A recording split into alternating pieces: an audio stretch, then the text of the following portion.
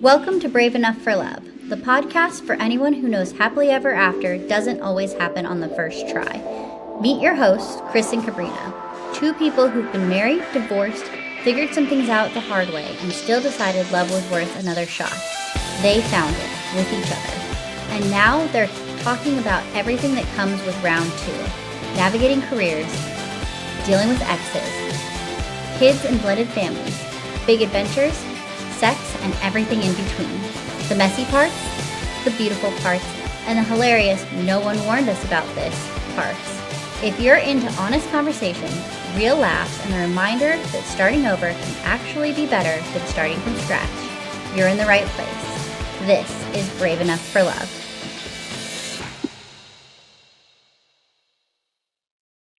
All right, what you got? Blended family math. Okay, so this is a unit of measurement of chicken nuggets. Oh my God. When you have a blended family, everything is measured in chicken nuggets and rolls of toilet paper. And the answer is yes, all of them. Yeah. At any moment, we have probably 500 chicken nuggets in the freezer. Oh yeah, we probably buy 15 or 20 pounds of chicken nuggets. Oh, minimum. I mean... They're 5-pound bags. 5-pound bags, yeah. So we probably buy 3 to 4 at Always. a time. Yeah, gallons of milk, chicken nuggets, toilet paper. Yes. All the time. Blended family math. I have no clue what this means. Okay, so it's the logistical and emotional calculus of figuring out how two families with kids, exes, and schedules can actually fit together. Oh my God, yeah. Seriously. Mm-hmm. Seriously. It's the hardest thing. Kabrina and I are both very scheduled and people. We're not structured. We're as you can tell, we're loose and ADHD abounds, and we find cool new avenues and things, but we work really hard to make this easy on our kids. Mm-hmm. It is a nightmare. Mm-hmm. And some weeks it's really, really hard, especially right now in the end of the school year season when everybody has something to do. Theater. Plays, everybody's got a birthday party to go to. We move a lot of schedules around so that, you know, if an ex doesn't want to do something, that we take the reins on it, or if it's too far or it doesn't work for their schedule, we just kind of like move our lives around to make sure that the kids get what they need. And so it becomes very tedious. A couple of weeks ago, I had to figure out all of the summer because one of the programs my kids are in, you have to know everything or they charge you to change it. Crazy. And so it's like you have till this date to make sure that you have everything right. How do you tell the administrator didn't have kids? Yeah, seriously. But it was one of those things where I sat there with spreadsheets and everything that my kids were in and every camp that they were doing to make sure that we weren't overpaying for things that they were going to be doubled in. Yeah. And it took me 2 or 3 days. Yeah. To solidify everything. And then I still had to call the school and be like, when does summer school start? When is that for one of our kids? And it was a mess because nobody knows until last minute. So you have to kind of push people. You said something really important that I don't want to gloss over. And I know you and I have, we agree on almost everything, but we have different approaches or feelings about some things. The one you said was sometimes you just have to take the schedule because your ex can't do something or, you know, whatever. And I always say I would rather make it easier for my kids at that moment, you know, keep the peace than go to war over a schedule change. Mm-hmm. There are times you don't have a choice, right? There are times when you cannot change. Mm-hmm. You have a work engagement. You have a responsibility. You've paid for something ahead of time, you know. Mm-hmm. But I'm interested in your approach on that because I think this is one of those things that causes conflict co-parenting more than anything else. Mm-hmm. Ask your question the full way. What are your thoughts on how divorced co-parents should deal with the schedule and how you should respond when things come up, when emergencies arise? Yeah, I think that the answer should always be, how can I help? Yeah. So for me, having 5, there is a lot of things that my kids want to do or that they have scheduled and a lot of times I have to say, I'm sorry, we can't do that. More than I'd like to. Because a lot of times things fall to me as the default parent, and I have to be cognizant not to take on all of those things outside of my own time. And being like, hey, this is happening. Will you do this? So I think ideally, you have to sit down and have a conversation together, even when it's been a really tough breakup, and go, this is for the kids. Like, if you respond to a birthday party and say, yes, they are showing up, and then your co-parent decides that they're not going to take them because they've just decided that they don't want to, or there's an excuse, that doesn't fare well for your kid. No. It's hard for them to get invited to another thing after that. And so, having been in those kinds of situations, I tend to be like, okay, well, I'll just solve the problem. And being cognizant not to do that. And sometimes that means that your kids are not going to get what they want. And sometimes that means that doctor's appointments that they're supposed to be going to, that the co-parent takes them, they're not going to show up at. And it's one of those things of the more that you let other people take, especially if you've been the primary parent and you're the person who's done everything, especially at the beginning, letting the other parent go, this is the responsibility and this is what has to happen. Yeah. Because if they don't understand the dynamic of what the kids do, it's going to be hard for you, because then you're going to end up just filling in the gaps all the time. And sometimes your kids just have to realize that, you know, I'm sorry, you can't go to that birthday party because you're going to be at so-and-so's house. That is life. And it's unfortunate, and I hate that. And I know that there's lots of parents that have to do that. We've had friends that they couldn't come to our birthday party because of the fact that they were at the other parent's house. And just going, okay, this is out of my control because it's not my time. Exceptional advice. That's very good stuff. Is it you or me? I don't know. It's me. Yeah. Mm-hmm. Soft launch. When you can't get it up. Wait, what? Soft launch. Okay, so soft launch is also a business term, and that is when you kind of put something out there a little bit. How I've heard this, because people love to do this, especially when they break up with somebody and they're trying to get that person back because they're trying to make them jealous, is like the big one right now is hands on coffee cups. Okay. Or like going to dinner together and showing 2 plates and posting it. So that there's like this subliminal message that I'm out with someone.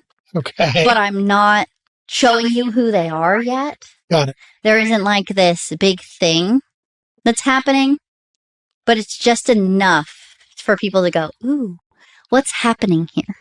It's pocketing with a preview. Oh my God, people do it with divorce too. Really? Oh yeah. Because they're trying to reel the person back in? No, it's because they don't know how to talk about it, and so somebody will post something. Right before they get divorced. Right. And there's like little hints and things. At the movies alone again. Yeah, well, not even like that specific, but like you'll see somebody who's posting a bunch of stuff with their kids by themselves. Yeah. Or they'll do something where especially when things are going downhill, I've seen a ton of people. There's a whole pattern of people who will say, oh my God, I love my spouse so much. And then a month later, they're talking about how they've been separated for a long time and they're trying to go through the last love bomb. We're using our vocabulary today. I know, we're doing really good. And I've seen it so many times, especially during COVID. Yeah. Everybody in our neighborhood got divorced. And watching it happen, I was like, oh, well, so-and-so's down that road again. And people were like, how did you know? Did you create a betting pool? No, I should have. You should have, yeah. I should have, because I was always right. Nice. Mm-hmm. Exceptional. All right. Okay, this one, I'm dying to know what it is. X Factor is a terrible TV show. It was about singers. It was like a singing show. But it wasn't spelled that way. It was X Factor. Mm-hmm. The X Factor, how much does an X weigh into starting a relationship with somebody? Okay, so it's the ongoing presence and influence of an ex-spouse, especially when kids are involved, that a new partner has to navigate. I was pretty good. So it's your X factor to my ex and vice versa. Right. My reaction to your ex. and your reaction to my ex. Yeah. Okay. Well, and we have a dynamic where you have a lot more interaction with mine than I do with yours. Yeah, you have zero interaction, really. Yeah, because of the fact that your kids are older and, mine has to drop off our smallest. Well, and my ex and I've early made, and I pushed this, that we are going to be decent and kind. We are going to take really good care of our kids. We're not going to be friends. Mm-hmm. We're going to be, we can say hello and move on, but we're not going to push it, right? We're going to be good humans to this world. We're going to be kind and help each other out in the parenting of our children. Yeah. And I think we've done a really good job. It doesn't mean it's conflict free always, but I think my ex and I have done a very good job in trying to take care of the kids and make their lives not seamless, but make the flow between two households easy, make them feel loved and cared for. Yeah. Well, and I think that it's expecting there to be no conflict, no matter how good the separation is. Possible. You're humans. There's going to be conflict. We just talked about how there's going to be conflict with the person that you love, that you want to be with. Yeah. So, of course, there's going to be conflict. Right. So, that's funny. Okay, my turn? Yeah. Zombieing. Okay, you had mentioned this the other day, and I can't remember what it is. I think it has something to do with eating brains. Oh, I think it has something to do with still being around. Like it won't die. Oh, here you go. Yep. No, you've had some of these in your life. Okay. When somebody who's ghosted you rises from the dead and pops back into your life like nothing ever happened. He ghosted me in March, then slid into my DMs in October, full zombieing. Yeah, that's a great term, actually, for that. Really good. So just like the friend I was mentioning that just came back from being around. I've got a lot of, friends specifically do this a lot. Because people just kind of want to, fall out of your life and then be like, oh, hey, I wanted to do something again. I've had several of them lately. And I don't know if it's just because they see me around the internet more or what. Probably. But you're everywhere. I've been everywhere, man.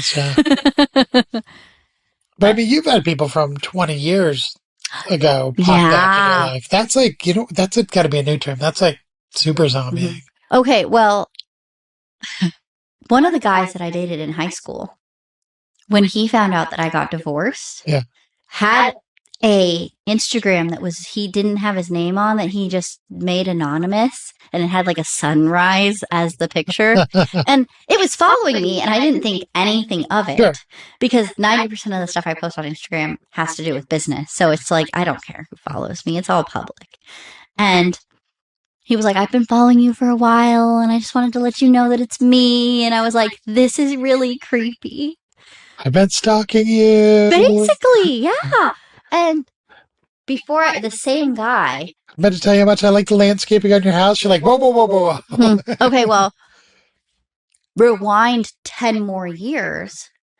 Right before I first got married, he was also a guy who reached out to me after not talking for several years. It wasn't as long, but it was a couple of years. That's wild. And was like, no, I want to sleep with you. I want to get back together. When he was the one who called it off in the first place. And we broke up when I was a freshman in college. Right. And he was a senior in high school. Crazy. So it's like this person who's been following me consistently for the last, 15 years? That's creepy. Right? That's really creepy. So creepy. Yeah. And I was like, LOL, maybe time to move on. Yeah, it's like, please go date somebody. I hope you find somebody who you really love. That is weird. Weird. Totally forgot about him. All right, what you got? Hey. Those are my defenses. Holes up. Put them up. Put them up. Defend against the invading army of feelings. Oh, the feelings. That was a good one. Yep. It's the emotional self-protection mode divorced daters go into, often blocking genuine connection without realizing it.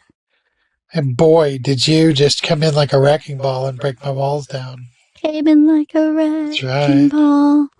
Yeah. One day we're going to do a video of me Stanley Cloud on a wrecking ball going through. Oh my God, that'd be amazing. I think the FTC would come after us. Or the FCC. FTC, Federal Trade Communication. They'd be like, you have illegal ingredients in your wrecking ball. Yeah, you got to have walls up.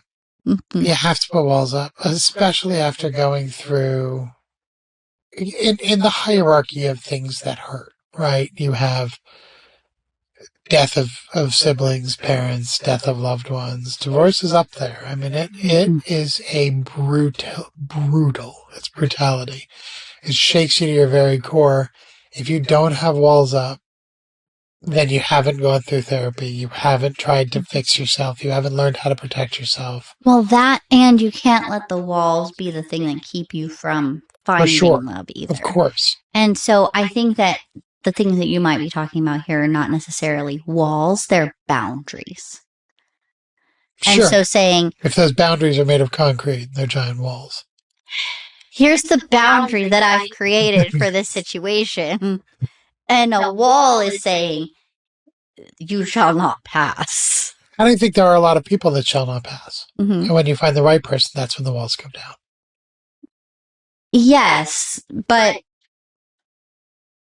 I want to make a Jericho joke, and I can't think of one. Am I going too literally on this one? You are. You're a little too literal. So the walls are actually a bad thing. I'm a guy.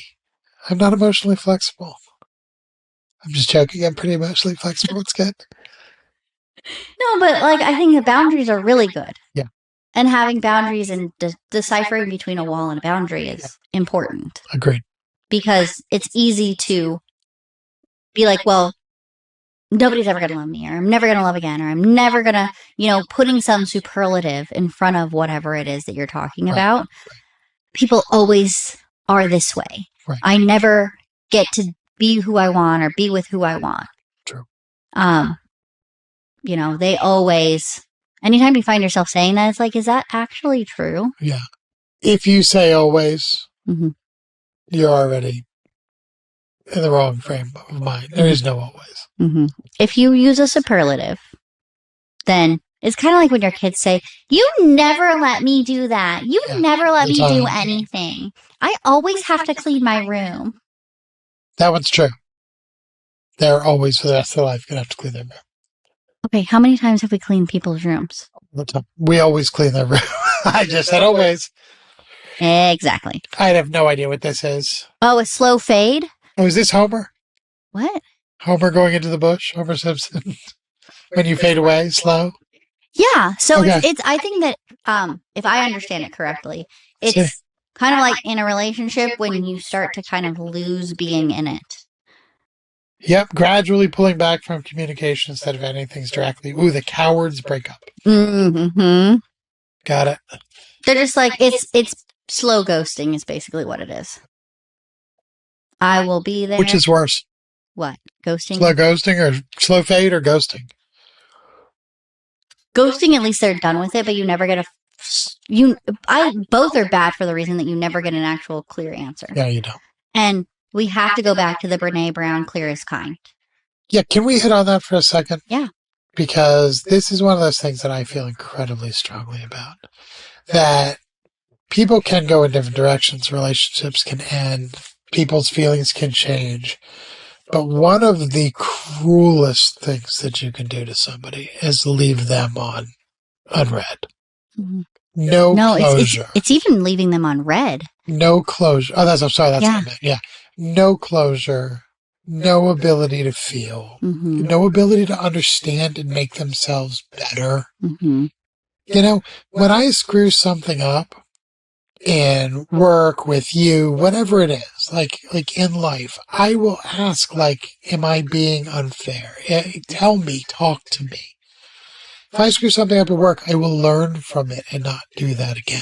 Mm-hmm. And when you don't get the opportunity to do that, when somebody robs you of the opportunity to become a better person, it is awful. It's not even that, though. I think a lot of people slow fade because they don't want to be in it anymore. And instead of being honest with the other person and saying, this is not for me anymore. Yeah, that's fine. And dealing with the consequences of that, they just want to not be in it anymore. Got it. Because if I run from it, then it's easier. That's really the mindset here in both of those. Sure. Then you're always looking over your shoulder, not wanting to run into that person. You ready? Yep. Hypervigilance. It's when you are so hyper aware of everything going on around you that it becomes all consuming. It's a wonderful term and a thing to avoid. It is incredible to be vigilant. It is incredible when you are walking in a city you don't know to look around. But if you think everything is a threat, then you stop living. Yes. Well, I like what it says at the end here of because of pain from a past relationship, sometimes seeing threats that aren't there. Yep. And it's really easy to see things that somebody will say a certain word, and because your ex said that, or they'll say it in a certain tone, and all of a sudden all of that trauma response comes up. And instead of going, this is not that person, they didn't do those things to me, this is a different situation, they just asked if I wanted a cup of coffee, and you freak out. Right. And they're going, what the hell just happened here? This goes right back into clear is kind. Communication is key. You, especially when you're doing this a second time around, and you and I both have different traumas that we've been through in our lives. And I think we both have come in as openly and collaboratively as possible to say, here are the things that I am scared of. Here are the things that hurt me. Yeah. Here are the triggers that I have. And once you communicate that boundary, like these are the things that are going to hurt me. The other things aren't going to hurt me. These are the things that are going to hurt me. Then we work together to find the best approach, to be mindful and kindful of those things in each other. Oh my God. That should be a cup. Mindful and kindful shirts. Mindful and kindful. I like that. Yeah. Done and done. Minded kind. Your turn. Benching. Okay, so benching, if it's like sports, then it would be you have a bench of people? Yep. I realized she was benching me when she only called when her first choice fell through. So is it kind of like a roster?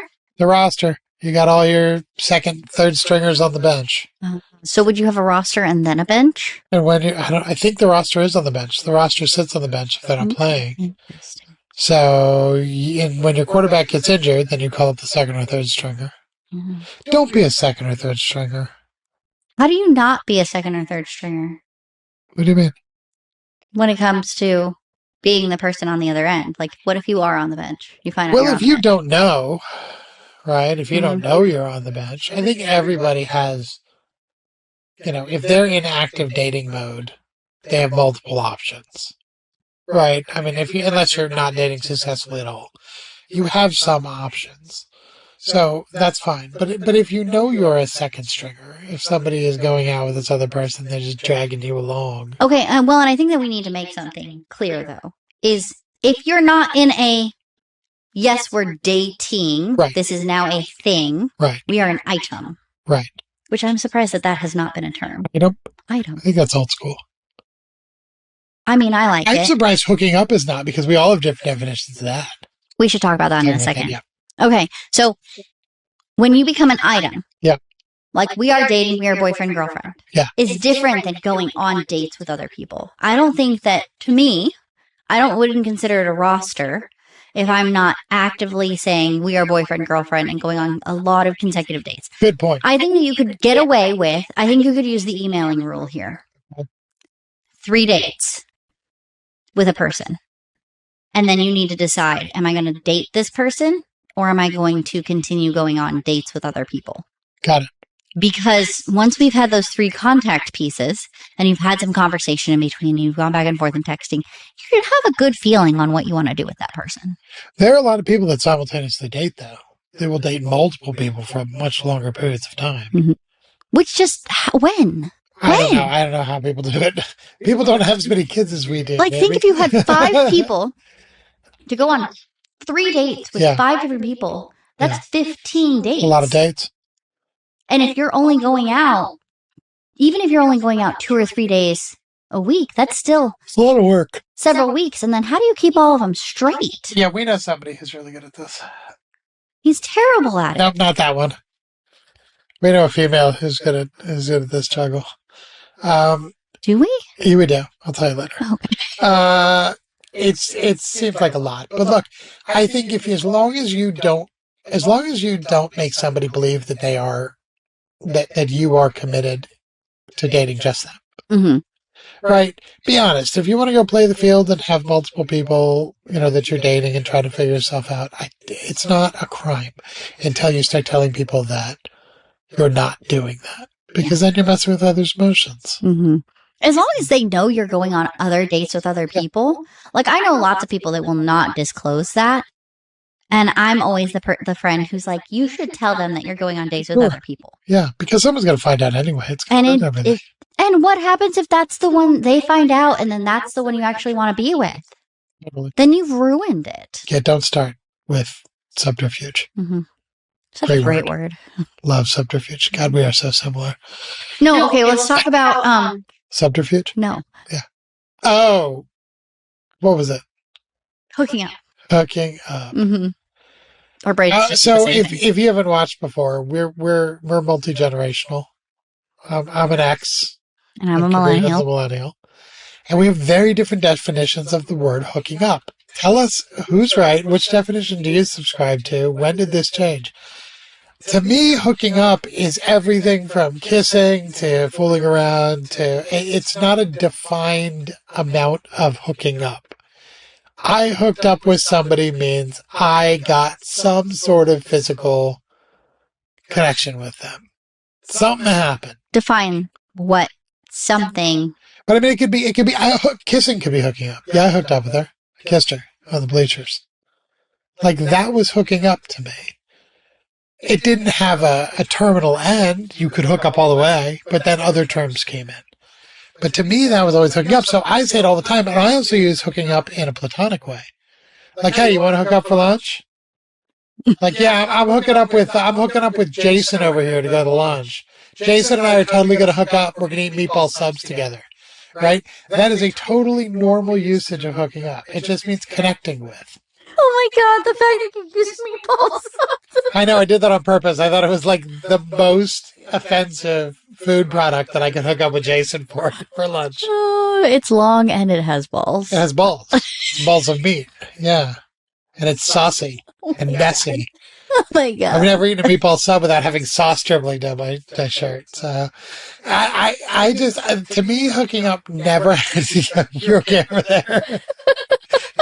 Yeah, me and Mark, we're going to go get some footlong hot dogs. It'll be great. We're going to, to me, hooking up was always connecting. And with a girl, it was connecting. That's a bad visual. Yeah. Okay. This is descending downhill. This is descending downhill. To me, it was always connecting with somebody, and with somebody of the opposite sex. It meant it could be anything from like, I'm going to lunch with my friend who's a guy, all the way to I had sex with somebody. It could be. It's a very versatile word. Yeah. It's like fuck. You can use it 1,000 different ways. Hooking up to me has always been sexual. So if somebody at school said, oh, I hooked up with her, they had sex with her. Okay. So it's the full Monty. You went all the way. It is. Okay, so like some of the apps, like they're known as the hookup apps. Right. Like you go on Tinder not to go on dates with people. You don't go on Tinder to hook up. Yeah, but that doesn't always mean sex. In your vocabulary. Okay, got you. I don't know. Okay, so you have to settle this between the two of us, is like go on Spotify and tell us YouTube. And everywhere you find us on the internet. And tell us who's right. Right. Because we fight about this at least once a month. This comes up. You'll say something and I'll go, that's not what it is. If you tell me I'm right, we'll hook up and get a cup of coffee. Mark. If he's wrong, you can't hook up. We can't hook up. No, if I'm wrong, I'm committed. I got the best here. Okay. Ready? Yep. Dating detox. It's when you have been on dates, when you've been doing dating, it's not going how you want. It's not fun. So you give yourself a break. Mm-hmm. Get away, work on yourself, love yourself. Yeah, it's that classic, I deleted all the apps. Yep. Yep. Mm-hmm. It could be positive or it could be depression based, but yeah, it's a break from dating. That's right before we met. I was just about to go on a dating detox. Yeah. I literally was at a friend's house and was like, I'm doing this one last one so I can get my therapist off my back about this because I will have checked all the boxes for her. And then we met. It's as soon as you stop looking that the good thing comes in. Yeah. Right? Orbiting. So if it's like a planet, then it's something about they're just always around even when you don't want them to be. When someone stops talking to you but keeps watching your social media, gone but still in your orbit. I thought you were going to make a Uranus joke in there. But orbit. What was your Uranus joke? I was relying on you for one. Oh. You're usually great with those. So I think we both have had this where somebody that is no longer active in our life sort of doesn't disappear and keeps re-interjecting or just silently watching, which is even creepier. Well, and they're strategic on how they do it. So if I go and look at somebody's Facebook page, I can't tell that they looked at my Facebook page. There's no notification to tell me that. Right. But if they look at my stories, it tells me who's looked at my stories. Right. So Instagram is great for this. Most people use this on Instagram. Okay. You can do the same thing on LinkedIn because LinkedIn will tell you, as long as you're paying for it, who's seen your profile. So those are the things that they are strategically orbiting around. Because if somebody's coming and looking at my other socials, like if somebody goes and looks at the YouTube channel, I don't know that they looked at it unless they comment on it. So does orbiting want you to know that I'm looking at it? Okay. Yeah. So it's not secret. That's just creeping. Yeah, there's a difference between stalking and orbiting. Okay, got it. Because stalking is like, I can stalk people all day long and they'd never even know that I was looking at their stuff. Right. Orbiting is saying, I want you to know that I'm still around. I got you. And even though you broke up with me, even though I broke up with you, even though you're happy with your new person, it's normally the person on the other end who broke up with you and is unhappy that they did because now they're realizing it. Yeah. Or there's somebody who you broke up with and they see that you're happy on the other end. Right. And they want you to know, hey, I'm still here. What's the goal? Is the goal to get back in? Is the goal to create guilt? I don't really know what the goal is, to be totally honest. I think that it's, for what I've seen and friends that I've had this happen to, it's more of just even though you got rid of me, you didn't get rid of me. It's almost malicious. Power? Yeah, there's some malicious to it. Okay. And it's not something that I would ever do because I just don't have that kind of fucking time or brain space for it. Like, I don't care what you're doing. Right. But some people have way more time than we do. They really do. Mm-hmm. You. Is it me? Last one. Swipe fatigue. Is that when you get off all the apps because your fingers are sore? Okay, so it's the exhaustion and numbness that comes from too much time on dating apps, especially after years of being married. That's interesting that it's after years of being married. Why? Just because you haven't been on dating apps? You're out of practice? I think that most of us didn't meet our significant other. Neither of us met our significant other that we were married to on a dating app. They didn't exist. I mean, they did exist when I met my ex, but it was like eHarmony, and eHarmony was for the old people. Yeah. And Plenty of fish. Oh my God, I always made fun of people who met on apps because I was like, they just don't know how to meet in real life. And then I met somebody on an app and I'm like, fine, universe, I see. Empathy. But I didn't want to meet people on apps either. I was only We were also on the weirdest app ever. We were on the one that you did stuff in person. You had to pay for it. Yeah, and that was the only reason that I was on that specific one. If it wasn't for the fact that I had to have downloaded an app, I would have never even downloaded one. I know. There was not one other dating app that I downloaded. And you know what's so funny? After we met, neither of us ever went on those tickets that we paid for. No. Crazy. Yeah. But would we have wanted to? I mean, the only reason that it would have been hysterical is to go and then like meet each other and pretend like we had met each other for the first time there. But That would have been hysterical. Would we have worn like 20s era clothing? Matching tracksuits. That. We show up Oh my God. at a dating scene thing wearing the exact same bright colored tracksuits, fall deeply in love, and do a fake proposal at the end of the event. I think we should pay $20 each to go to one of these things just to do that. We have to get some really cool tracksuits. We need to get some that lady sparkles. on the internet who made the Taylor Swift one. Yeah, the we need some of sparkly. those. We need her to make us a set. The sequin blue and orange. They're so pretty. We do need those. I would be willing to plunk down some cash for some of those, if they're quality. She made them by hand with like really nice stuff. You made them for Taylor, or are you talking about the woman on Etsy? No, there was a lady on TikTok who made that for herself want and for her kids. I don't know, but I bet Let's reach out. anybody will do anything. We can start a bit. I have no clue. Curving. I am. Is it a sexual term? Rejecting someone's romantic advances indirectly. The vague responses and excuses instead of a direct no. Why wouldn't you just call She that was roundabout? curving me the whole time. Why wouldn't you just call it I don't know. beating around the bush? Right. Well, that's a different thing. Sometimes that's after everything goes well. Never mind. What? Nothing. Curving. That's weird. That's just normal behavior. I don't like that one. I don't reject either. that. Let's throw it away. What's a better term for curving? Rejecting somebody's advances in a roundabout way. Beating around the bush. Beating around the bush. Except now you've called it something else. You know, but wasn't beating around the bush like to get the bird to fly out so you could catch it and eat it for dinner? Is that what beating around the bush was like getting the animal out of the bush? No, I don't know, but I feel like we need to find out because now we've like Seriously? gone on this whole rabbit trail. All right. Now we just are talking about animals. We are. We've been on here for a while tonight. Look at us go. Hey, this is a fun game. If you like it, let us know. If there are other games, if there are other categories that you want us to beat around the bush with, come on YouTube, Spotify, make comments, let us know what you want to do. Thanks for watching. Thanks for being part of this. Anything from you, baby? I was just going to say the actual definition of beating around the bush is avoiding the main topic, speaking indirectly, or delaying getting to the point, often because the subject is uncomfortable or sensitive. Which is exactly what they said for curving.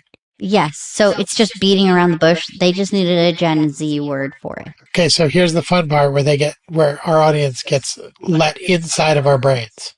What's the etymology? I don't know, but the synonyms are hedging. It's all bush related. Hedges or bushes. Beating around the bush, hedging, curving's not. Curving's not. Kabrina and I will literally say a word and then go, what do you think the origin of that was? And spend an hour looking it up, trying to figure out what the roots are, where it came from. Oh my gosh, that'd be so funny if we did a whole thing. So we should. It originates from medieval hunting in the 1400s. Beating the bush to get the animal out. Hired beaters would hit the bushes with sticks to flush out birds or game for hunters to catch. I was right. They beat around the bush rather than hitting it directly to avoid dangerous animals like boars or disrupting nests, symbolizing avoiding the main point. Now we know, and knowing is half the battle. So what do you call the bird in the bush? A bird in the hand. A bird in the hand is better than one in the bush. That's an old saying. We like birds in bushes. We do. Well, that's where they live. Duh. They don't all live in bushes. A lot of birds live in trees. Can't beat a tree. You can. The tree will win. Boys love to hit trees with sticks. They do. It's the best. I spent the best years of my childhood hitting a tree with a stick, thinking I was a freaking ninja. You know, I didn't take that seriously because my first son is more like drawing and doing stuff like that and building. My second son is boy. And when I saw him hitting a tree with a stick over and over and over, I was like, oh my God, he's right. That is what boys do. I literally used to go rummage through the woods for hours to find the best sticks with which to hit a tree with. What was the goal? Hit the tree. It was like sword play, but I didn't have any friends, so it was just me and a tree. The tree was my friend. I'm glad the tree was your friend. No, man. Kids like hitting sticks with trees. Did it grow on you? Ha ha ha. No, but the best day was when you found a tree that was really rotten and you could actually slice it in half with a big stick. Man, that was ninja games right there. You felt like you were Luke Skywalker. Full samurai, yeah. Yeah. Yeah. And then I would take the stick and go, and just drop it. So it's like the lightsaber going down. I didn't do that, but I wish I had. Damn. All right. Boys. Okay, well, thanks for joining us on this episode of Brave Enough for Love, and we will see you next week. Back soon. That's a wrap on this episode of Brave Enough for Love. Follow the show wherever you listen so you don't miss what's coming next. If this episode made you laugh, think, or text your best friend immediately, go ahead and share it. Send it to someone who needs it. Drop your questions in the Spotify Q&A or find us on TikTok and Instagram. We're there and we're talking back. We'll be back soon with more love, more laughs, and probably more tea. Stay brave.